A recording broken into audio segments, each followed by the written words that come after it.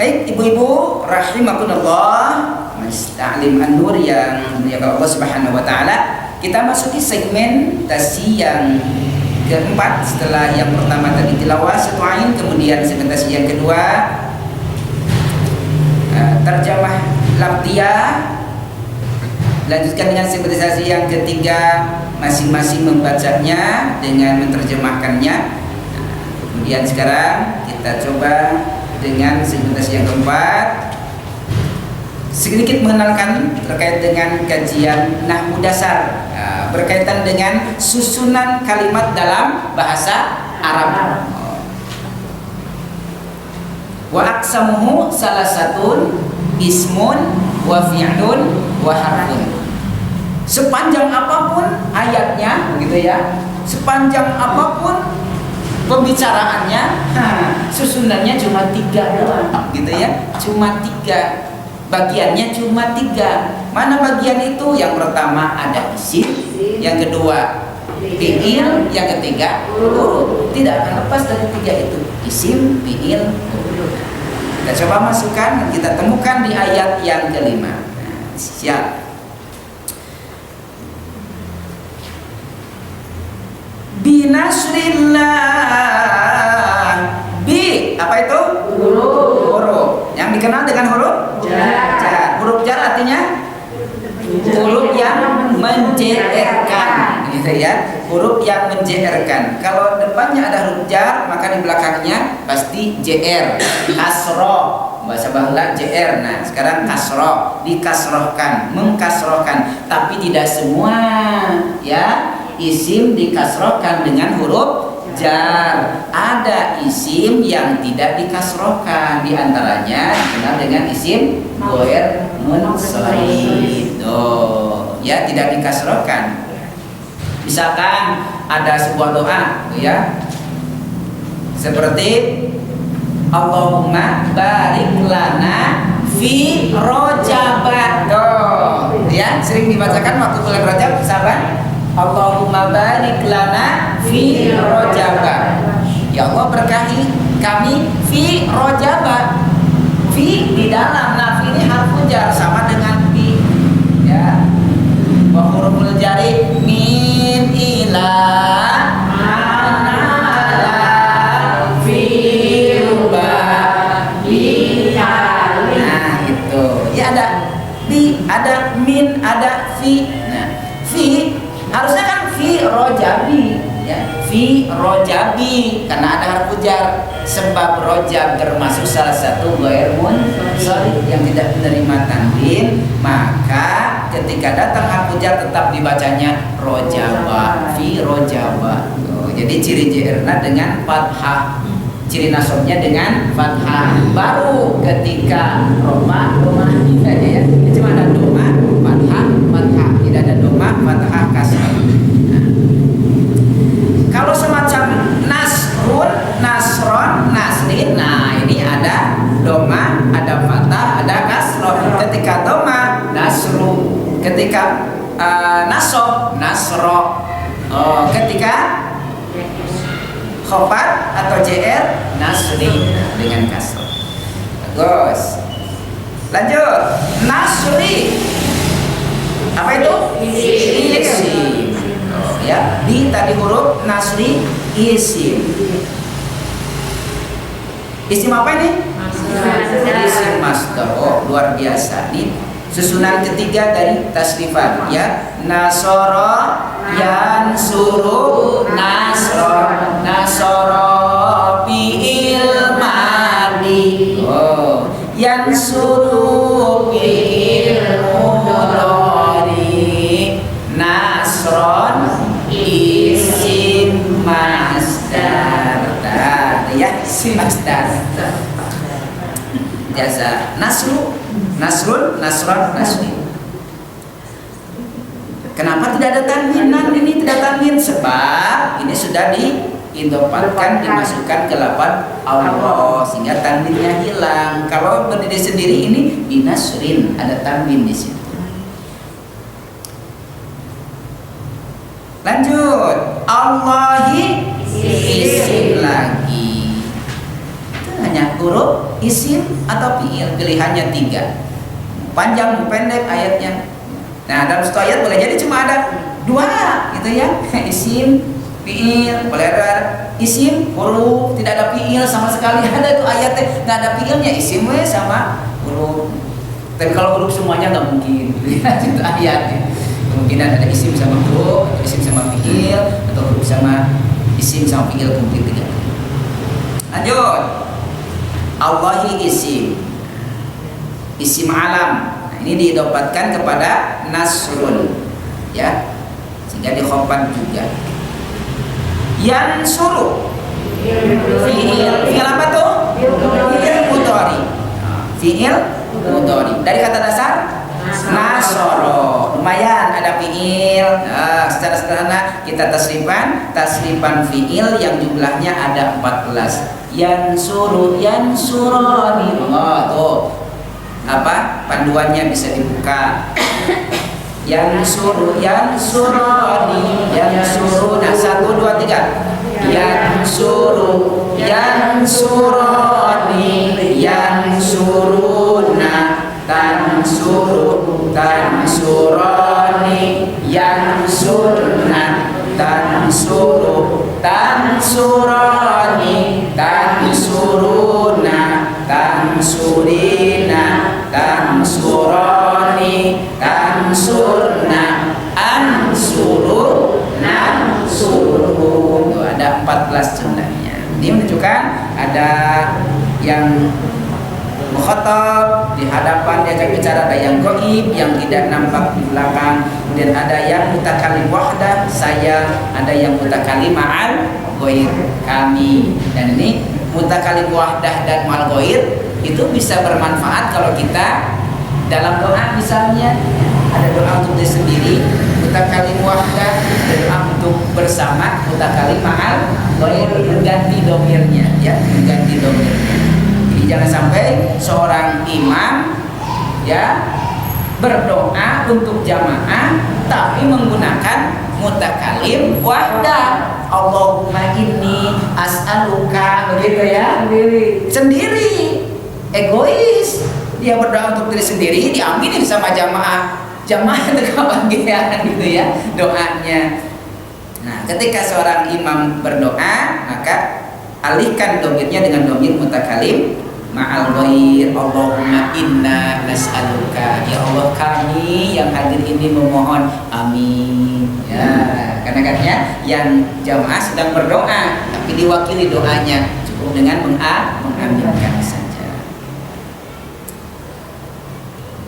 Makanya tuh kalau ada subuh biasanya atau waktu-waktu tertentu sore kan itu didawamkan ya sayyidul istighfar. Nah, saya jarang membacakannya di doa-doa pada sholat. Kenapa? Lebih enak itu kalau bacanya sendiri. Kalau diganti domirnya tak sedikit kurang enak karena biasa kalau bikin surat benar kan. Nah, ya. Allahumma gimana? Allahumma anta rabbi la ilaha illa anta khalaqtani. Kan ada sendiri tuh. Walaupun bisa itu untuk berjamaah. Allahumma anta rabbana diganti, tapi rasa-rasanya tidak lazim begitu kalau mengganti domir itu. Enaknya memang sudah biasa sendiri dikir pagi petang gitu ya. Allahumma anta rabbi la ilaha illa anta. Makanya nanti kalaupun mau dibacakan lalu ada yang mengambil jamaah, harusnya diganti itu domirnya. Allahumma anta rabbana la ilaha illa anta khalaqtana wa nahnu abduka. Jadi wa nahnu bukan wa ana. Ya, bukan wa ana. Kalau wa ana dan saya. Sebab berdoanya untuk jamaah wa nahnu dan kami ini ya Allah, begitu. Jadi kadang-kadang masih ada yang mengimami tapi menggunakan domir sendiri. Wa anna abduka wa anna dan saya jamaahnya yang nggak tahu mah amin amin amin aja nggak apa-apa lah sodako tenang sebenarnya mah jamaah berarti sodako jamaahnya sodako nggak apa-apa sodako amin sodako amin kepada imam mendapatkan amin. Tapi punten imannya jangan egois itu ya, hanya ingin mendoakan dirinya sendiri. Nah itu kembali. Berarti kitanya harus ngikutin aja. Ya betul. Kalau nanti begitu teknisnya, soal sekali-kali. Seperti kemarin Pak Punten waktu salbi halal, itu doanya doa sendiri itu. Allahumma gfirli, wali daya, itu kan sendiri. Nah kalau ibu nanti berdoa berjamaah bersama, ada yang memimpin doa, ternyata Pak Ustaz ternyata doanya doa untuk sendiri. Nah berarti di situ kita tidak mengamini, tapi sendiri ikut ya, ikut Allahumma gfirli. Oh, tapi tidak apa-apa, saya mah ingin sedekah aja lah, sedekah amin. Kalau ingin sedekah amin, aminin aja, amin gitu. Itu sedekah amin. Dan insya Allah mudah-mudahan dengan sedekah amin kita mendapatkan kebaikan dari amin itu. Sebenarnya tidak salah juga, ya, tapi kurang tepat, gitu ya, kurang tepat. Ketika berjamaah memimpin doa, gunakan dhamir mutakallim ma'al ghair, ya, bahwa bukan berdoa untuk diri sendiri tapi berdoa untuk jamaah yang mengabdikan. Nah, dari mana tadi teh? Oh, dari yansu. Lanjut, man isim yasha'u ilama wa huwa isim domir munfasil. Nah, sama anak-anak waktu sanad kan diajarkan ini domir ya kemarin ya, untuk Ramadan. Wa humahum iyahumahunna anta antuma antum anti antuma antunna dilakukan kan sama anak-anak teh ya lagunya. Wa humahum iyahumahunna anta antuma antum anti antuma antunna ana begitu ya. Nah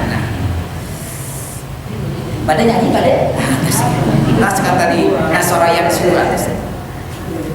Lanjut, al azizu isim, ciri isimnya ada alif lam, wal ismu yu'rafu bil khafdi wa tanwini wa dukhulil alifi wal lami, dimasuki alif lam. Yang terakhir ar-rahimu isim juga ada alif. Alhamdulillah. Baik, al-hadirat rahimakumullah ibu Salim yang sama-sama menghargai Allah Subhanahu wa taala. Sampai kita pada segmen yang terakhir mengulas singkat isi kandungan makna yang terkandung untuk mengambil pelajaran, mengambil hikmah dari satu ain yang sudah kita bacakan, walaupun tentu tidak kita bahas satu ain karena tidak akan mencukupi waktunya yang singkat. Setidaknya kita mengambil sebagian makna yang terkandung yang dengannya kita mendapatkan informasi ya. Kemudian dari informasi itu kita mendapatkan pelajaran. Setelah mendapatkan pelajaran kita bisa mengamalkan sebagian dari apa yang sudah kita ketahui. Jika berupa suatu amalan, setidaknya dalam posisi tertentu informasi itu bisa menjadi renungan saja. Nah, ya bisa menjadi renungan. Bismillahirrahmanirrahim. Surah baru, surah Ar-Rum, surah ke-30. Ini termasuk kategori surah Makkiyah. Artinya Makkiyah itu diturunkan sebelum Rasulullah hijrah. Walaupun ada mengatakan diturunkan di Mekah, tidak salah. Ya, diturunkan di boleh jadi Makkiyah itu memang diturunkannya di Mekah. Madaniyah diturunkan di Madinah. Sebagian ulama yang paling tepat adalah Makkiyah, ayat-ayat Al-Quran yang turun sebelum Rasulullah hijrah, artinya pada fase Makkiyah, fase Makkah. Sementara Madaniyah adalah fase Madinah, ketika Rasulullah sudah hijrah ke Madinah. Di situ turun ayat Al-Quran, maka masuk kategori Madaniyah. Terkadang-kadang ke anak-anak yang diajarkannya itu untuk memudahkan, misalkan surah artinya manusia, diturunkan di kota Makkah. Nomor surat 114, jumlah ayat 6 ayat, begitu ya, untuk mengingatkan mereka tadi nomor urutan suratnya, artinya, kemudian termasuk golongan suratnya yang mana, baru dibacakan. Walaupun sekarang sudah agak sedikit longgar tuh, lupa lagi, nanti diingatkan lagi. Alif Lam Mim. Ini para mufassir mengulang kata Alif Lam Mim. Para penterjemah juga mengulang kata Alif Lam Mim. Nah, sebagian mereka mengatakan wallahu ta'ala a'lam. Dan Allah Subhanahu wa taala yang lebih tahu tentang arti dari Alif Lam Mim, tentang ibroh, tentang apa makna dari Alif Lam Mim. Walaupun sebagian dari ulama fasir ada yang mengisyarahkan, ya, mengisyarahkan itu seperti kemarin waktu khutbah Idul Fitri tentang Syawal, diisyarahkan huruf sya itu apa, waw itu apa, alifnya apa, lamnya apa, gitu kan ya. Ada per huruf diisyarahkannya Alif Lam Mim gitu. Ada seperti mengisyarahkan Yasin, Toha. Nah, mereka menyebutkan sebagian Allahu a'lam bishawab, disebut lagi Toha, Yasin. Tapi sebagian mengatakan ismun min ismi Muhammadin. Itu adalah salah satu nama dari nama nenehan Nabi Muhammad SAW. Makanya ada salawat, ya, salawat yang sering kita dengar. Salatullah salamullah ala Toha Rasulillah. Salatullah salamullah ala Yasin Habibil. Ini yang memahami bahwa Toha Yasin adalah ismun min ismi Muhammadin, sebutan, ini nama dari nama Muhammad SAW, Nabi Muhammad SAW. Nah, ini Alif Lam Mim. Wallahu a'lam bishawab saja. Kita cukupkan Allah yang lebih tahu tentang makna itu. Gulibatir Rum fi adnal ardi wa hum min ba'di ghalabihim saghlimun. Negeri Romawi, jadi bangsa Romawi telah dikalahkan oleh bangsa Persia.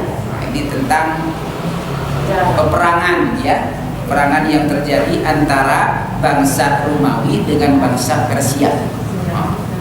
Romawi ini merupakan ahlul kitab, ya, ahlul kitab, artinya yang berpegang kepada kitab Allah sebelum Al-Quran. Dan ahlul kitab itu mereka yang betul-betul masih beriman kepada Allah Subhanahu wa ta'ala dan beriman kepada hari akhir, ya, hari akhirat, tentang perhitungan akhirat, beriman ke ahlul kitab. Jadi kalau ditanya sekarang masih ada nggak ahlul kitab itu? Nah, sebagian mengatakan mereka adalah ahli kitab yang mendapatkan kitab Taurat dan Injil, khususnya adalah ahli kitab. Tapi sebagian mengatakan sudah bukan ahli kitab lagi. Kenapa? Sebab Taurat dan Injilnya sudah ada perubahan-perubahan. Setiap periodenya sudah ada perubahan, setiap ada generasinya ada perubahan. Lain halnya dengan Al-Quran yang dijamin, ya, tidak akan ada perubahan di dalamnya. Inna nahnu nazzalna dzikra wa inna lahu lahafizun. Silakan, itu perbedaan pendapat. Yang mengatakan masih tetap ahli kitab. Makanya karena ada yang mengatakan masih ada ahli kitab, masih juga ada yang mengatakan bolehnya menikah seorang yang muslim dengan ahli kitab sekarang, dengan Nasrani, dengan Yahudi. Ada yang masih membolehkan karena masih menganggap bahwa Yahudi Nasrani sekarang itu masih ahli kitab. Tapi sebagian yang mengatakan tidak. Karena sudah bukan lagi ahli kitab, sudah tidak ada lagi pernikahan antara yang muslim dengan yang non muslim sekarang ini. Itu juga pilihan. Tapi saya sendiri lebih cenderung mengambil bahwa memang sudah tidak ada. Begitu, ya.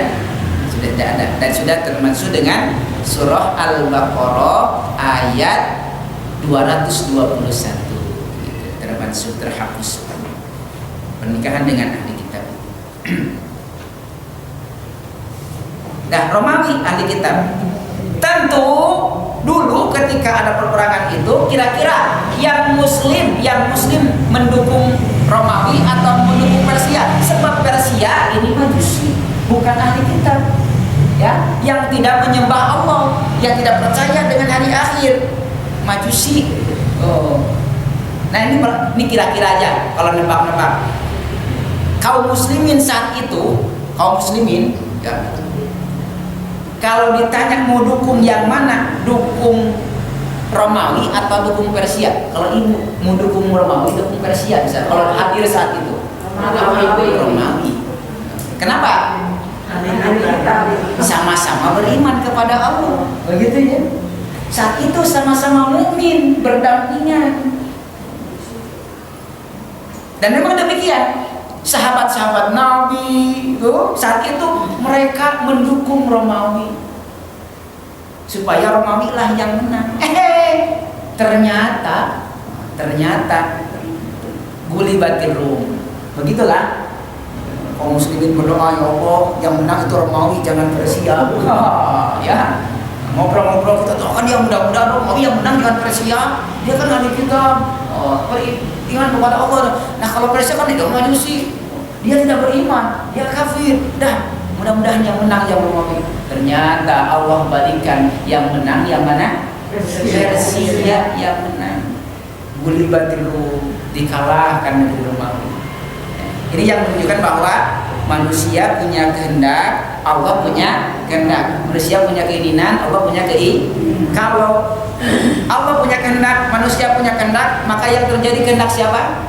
Allah. Kehendak Allah. Tapi kalau bersamaan kehendak manusia dengan kehendak Allah, akan terjadi apa yang diinginkan di hadapan manusia. Kita berdoa, ya Allah, jadi yang kita doakan itu, ya, jadi kenyataan, dikabulkan langsung oleh Allah. Oh, berarti kehendak kita, keinginan kita bersamaan dengan kehendak Allah Subhanahu wa taala yang idza arada syai'an ayyaqula lahu kun fayakun.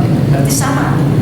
Kehendak kita dan kehendak Allah berbarengan. Jadi, kalau saja beda, kita punya kehendak, Allah punya kehendak, siap-siap yang akan jadi kehendak Allah. Tapi bagi kita seorang muslim jangan pernah bersedih. Jangan pernah bersedih. Karena hakikatnya ketika Allah tidak menjadikan apa yang kita inginkan, belum tentu Allah itu tidak suka, ya.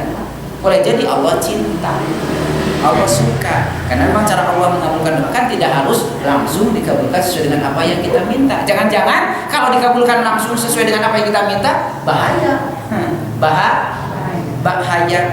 Kalau orang Jawa. Kalau orang Sunda, cahaya. Cahaya, ya. Mbakan dari Jawa, bahaya itu ya. Kalau orang Sunda mah cahaya gitu ya. Cahaya. Kalau orang Betawi pohaya. Pohaya. Kalau orang Cina jadi kadinya di rumah. Tuh, bahaya. Salah satu gambarannya yang sering diceritakan oleh para asatidz, ya, para kiai, tentang bagaimana Allah mengabulkan dan membahayakan salabah. Salabah itu ingin, ya, sesuatu dan ingin dikabulkan sesuai dengan apa yang diinginkan. Dikabulkanlah oleh Allah. Setelah Rasulullah didatangi 3 kali dan Rasul sebenarnya tidak mau mendoakan karena Rasul sudah tahu salabah orang yang sedang dicintai oleh Allah Subhanahu wa taala, begitu. Rasul mengatakan udah. Tapi karena 3 kali datang, kekeh, ya, minta terus, ingin sesuai dengan apa yang diharapkannya, ingin jadi, kabulkan sesuai dengan yang diminta, dikabulkanlah. Tapi tahu akhir hayatnya, wa innaka ya salama. Kedua dari Nabi celaka. Jadi justru boleh jadi ketika Allah mengabulkan sesuai dengan yang diinginkan, membuat kita celaka. Jadi jangan bersedih, ya, jangan bersedih. Ketika kita terus berdoa, doa kita seolah-olah. Dan jangan mengatakan tidak dikabulkan, awas. Seolah-olah tidak dikabulkan, padahal yakin Allah itu mengabulkan. Dan jangan pernah istijal. Istijal itu mengatakan bahwa Allah tidak mengabulkan doa, berarti Allah bohong. Kalau kita mengatakan Allah tidak mengabulkan doa, berarti Allah bohong. Dan Allah tidak akan pernah bohong. Wa'adallah la yukhlifullahul mi'ad. Kalau Allah sudah berjanji, tidak akan pernah mengingkari. Maka Rasul tidak menyukai orang-orang yang istijal, dan Rasul sudah menjamin, ya, Rasul sudah menjamin bahwa Allah pasti mengijabah malam yasta'jil. Selama seseorang yang berdoa itu tidak istijal, tidak mengatakan itu dikabulkan doa begitu. Selama kita masih yakin bahwa Allah mengabulkan doa, pasti Allah mengabulkan doa itu. Cuma bagaimana cara Allah mengabulkan, biarlah Allah yang menentukan, bukan kita. Nanti salah kalau kita yang menentukan. Boleh jadi baik menurut kita, belum tentu untuk Allah Subhanahu wa taala. Jadi nikmati saja, nanti kalau kita berdoa nikmati ya. Nikmati saja, itu bagian dari ibadah, ad-du'a wal ibadah. Dan Allah sangat cinta dengan orang yang menikmati ibadah. Innallaha yuhibbul mulihina fid du'a. Sesungguhnya Allah mencintai orang-orang yang menikmati ibadahnya dengan berdoa, gitu ya. Dengan doa, terus berdoa, dinikmati saja, tidak mikirin lagi Allah mengabulkan sekarang, nanti dipindahkan, dialihkan itu, nggak dipikir pada meminta rokok, yakin dijawab, dinikmati. Nah itu yang terpenting. Yakin dijawab, nikmati saja. Karena banyak orang-orang yang putus asa karena tidak menikmati. Ya, ingin langsung diijabahkan. Nah, kira-kira sedih orang muslim saat itu? Sedih. Muslimin, muslimat sedih ketika yang kalah. Tapi ternyata Allah juga ingin membuat senang orang-orang yang beriman, ya, ingin membuat bahagia. Nah begitu, kadang-kadang kebahagiaan Allah pindahkan di akhir di depan, ya. Seolah-olah kita sudah dirugikan, begitu ya. Tapi ternyata tidak. Geningan. Oh ternyata di belakangnya Allah anugerahkan ya, kebahagiaan itu. Allah simpan kebahagiaan. Setidaknya puncak kebahagiaan itu akan Allah berikan di akhirat nanti. Tinggal kita yakin itu. Lalu kita persiapkan diri untuk mendapatkan kebahagiaan itu. Fi adnal ardi wa hum min ba'di qalbihim sayaglibun. Fi bid'i sinin. Tapi dalam beberapa tahun kemudian berbalik, ternyata bangsa Romawi sanggup mengalahkan bangsa Persia. Kenapa demikian? Lillahil amru min qablu wa min ba'd. Karena semua urusan yang sebelumnya, yang sesudahnya, semuanya itu dalam pengaturan Allah, bukan pengaturan manusia. Jadi kita jangan sok-sokan ya jadi pengatur kehidupan kita. Biar kita siap menjalani kehidupan ini, ikuti prosesnya, nikmati, yang mengatur biarlah Allah Subhanahu wa taala. Tapi kita laksanakan apa yang diperintahkan oleh Allah dan kita jauhi dari dilarang oleh Allah Subhanahu wa taala. Nikmati aturan Allah. Lillahil amru min qablu wa min ba'd. Dalam ayat yang lain dikatakan wa ufawwidu amri ila Allah, dan aku titipkan, aku serahkan kan ya segala urusanku kepada Allah. Artinya tetap kita punya wewenang untuk berusaha, untuk berikhtiar, untuk mengupayakan diri, tetap ada wewenang. Tapi pada akhirnya kita serahkan kepada Allah Subhanahu wa taala. Karena yang maha mengatur, yang maha tahu segala urusan dialah Allah Subhanahu wa taala, alimul ghaibi wasyahadah, di surah Al-Baqarah yang sering kita bacakan. Baru wa yauma idzi yafrahul mu'minun, pada hari itu berbahagialah ya, senanglah orang-orang yang beriman. Wa yauma idzi yafrahul mu'minun, senang sekali ya, senang sekali, bahagia sekali. Nah artinya kebahagiaan itu baru didapatkan beberapa tahun kemudian. Kalau kita sekarang meminta, ya Allah jangan sekarang, dan dikabulkan langsung, nggak ada ya, dikabulkan dan jangan begitu terus saja. Jangan-jangan setahun kemudian, 2 tahun kemudian, 3 tahun kemudian, 4 tahun kemudian baru Allah datangkan kebahagiaan itu sesuai dengan apa yang kita minta. Seperti halnya terjadi kepada kaum muslimin saat itu, yang begitu bahagianya ketika akhirnya apa yang mereka harapkan dikabulkan oleh Allah Subhanahu wa taala. Dan mereka tidak mengatakan Allah tidak melakukan, tidak. Mereka yakin saja bahwa Allah itu maha baik, ya, yakin Allah maha baik. Wa yauma idzi yafrahul mu'minun. Oleh karena itu, ibu sekalian, mudah-mudahan doa-doa yang terus kita panjatkan selama ini, gitu ya. Kalaupun kita merasa saat ini Allah belum mengabulkannya, bukan tidak, awas, jangan katakan tidak, belum mengabulkannya. Boleh jadi Allah menanti waktu yang tepat memberikan kebahagiaan itu kepada kita, ya. Sampai pada akhirnya tidak ada kebahagiaan terbesar ketika nanti di akhirat Allah kembalikan semua apa yang kita minta itu dalam kebaikan yang lebih daripada apa yang kita minta. Dan itu binasrillah, dengan pertolongan Allah. Yang suruh mayyasha wa huwal azizur rahim, dan dialah Allah menolong siapa yang dikehendakinya. Jadi kalau dikehendaki, ada orang yang berdoa meminta jadi hari ini, jadi Allah menghendakinya jadi. Ada jeda 1 minggu baru jadi, Allah menghendakinya. Tuh ya. Ada yang sebagai ulama dialihkan, Allah menghendakinya mengalihkannya. Ada yang digantikan apa yang dimintanya dengan yang lain yang lebih baik menurut Allah. Allah menghendakinya. Walaupun Allah pasti akan menolong seseorang sesuai dengan apa yang Allah kehendaki. Bukan orang itu kehendaki.